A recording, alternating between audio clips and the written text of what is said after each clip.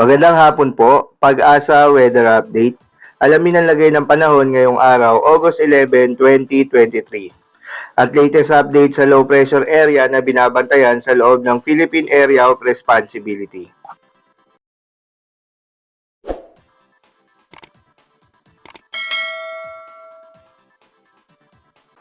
Isang low pressure area po ang nabuo kahapon sa loob ng Philippine Area of Responsibility sa may silangan ng Visayas. At kaninang alas 3 ng umaga ay huli itong namataan 310 kilometers po sa silangan ng Borongan, Eastern Samar.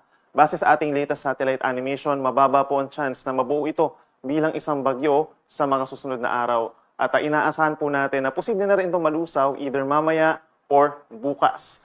Samantala, the low pressure area plus the southwest monsoon patuloy pa rin po nagpapaulan sa malaking bahagi ng Southern Luzon at sa halos buong Visayas and Mindanao. At mananatili pa rin po malayo yung bagyo sa labas ng Philippine Area of Responsibility, itong si Typhoon with international name Nalan. Ngayong araw po, mataas pa rin ang chance ng mga pag-ulan sa malaking bahagi ng Bicol Region, kabilang na dyan ng Catanduanes, Albay, Sorsogon, and Masbate, at maging dito rin po sa may northern portion ng Palawan dahil sa pinagsamang epekto ng habagat plus the low pressure area. So asahan po natin yung kalat-kalat ng mga pag-ulan within 24 hours at meron din mga thunderstorms. So mag-ingat po sa mga posibleng pagbaha or pagguho ng lupa. In other areas of Southern Luzon, kabilang na dyan ng Camarines Provinces, Calabarzon, rest of Mimaropa, and even dito sa Metro Manila, asahan po natin bahagyang maulap at nagiging maulap na as early as morning.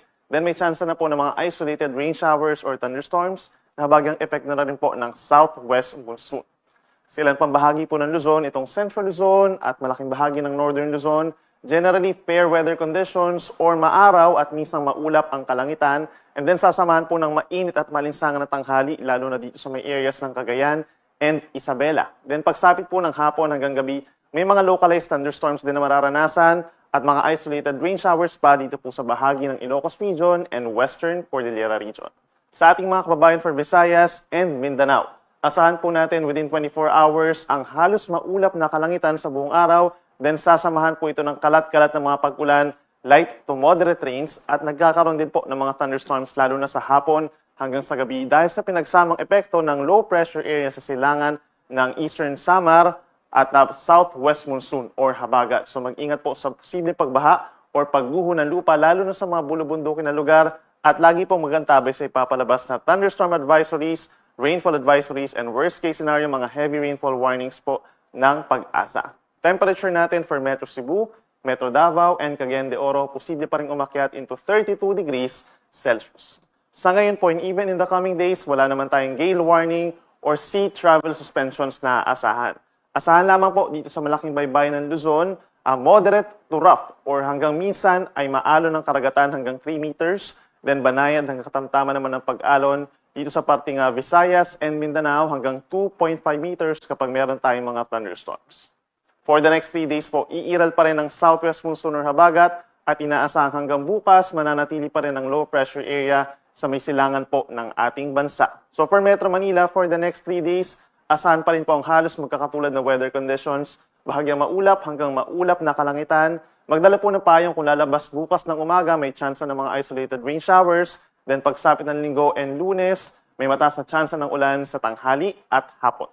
Sa mga mamamasyal po for Baguio City, patuloy pa rin ang generally pagbuti ng panahon. Unlike nitong mga nagdaang linggo po, asahan pa rin natin ang bahagyang maulap at minsang maulap na kalangitan for the next 3 days. May mataas na chance na mga pag-ulan pagsapit po ng hapon. Dulot ito ng southwest monsoon. At ganoon din po yung asahan ng weather condition for the rest of Cordillera Region and Ilocos Region. Sa ating mga kababayan po over Bicol Region naman, kabilang ang Legazpi City, by tomorrow, maulap pa rin na kalangitan ng mararanasan lalo na dito sa may southern portion of Bicol. Asahan po yung mataas na chance ng mga pag-ulan pagsapit ng tanghali at hapon, dulot ng habagat plus yung unti-unting lumalayo na low pressure area. Then pagsapit ng Linggo and Lunes, bubuti ang panahon, mababa na ang chance na ng mga pag-ulan maliban na lamang sa mga pulupulong rain showers. Sa ating mga kaigsonan din na for Metro Cebu, asahan din po bukas, makulimlim pa rin ang panahon for most of the day at asahan po yung mga light to moderate with at times heavy rains, lalo na sa hapon at gabi. Dulot po yan ng southwest monsoon. Aasahan din yung ganung weather condition for western, central Visayas. Then pagsapit po ng Linggo and Lunes, asahan naman yung bahagyang maulap, at minsan maulap na kalangitan. Then may chance rin po ng mga pulupulong ulan sa hapon. At panghuli sa ating mga kababayan po over Metro Davao sa mga mamamasyal po doon at makikipiesta for Kadayawan, asahan for the next 3 days, bahagyang maulap at minsan maaraw naman po ang kalangitan natin. Then mainit hanggang 34 degrees Celsius lalo na po sa Lunes. Then may mga chance na mga localized thunderstorms walang kinalaman sa bagyo sa hapon at gabi.